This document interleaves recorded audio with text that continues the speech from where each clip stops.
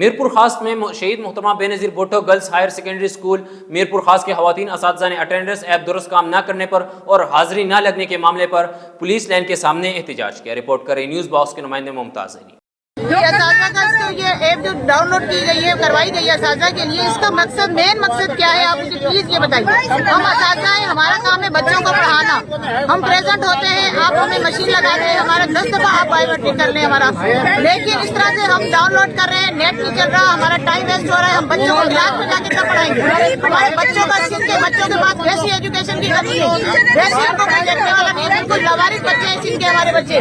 और हम जो असातिज़ा पढ़ा रहे हैं उससे हमारा ही बच्चों का नुकसान हो रहा है। अगर हम टीचर्स डाउनलोड ही करते रहेंगे तो हम बच्चों को क्लास में जाके कब पढ़ाएंगे? अगर आज हम एब्सेंट है तो फिर हम घर जाएंगे, बच्चे पढ़े रहेंगे। आप ये देखेंगे कि सरासर बच्चों का नुकसान है। वो असातिज़ा को ज़हनी टेंशन देके ज़हनी मरीज कर दिया जाएगा आने वाले वक्तों में।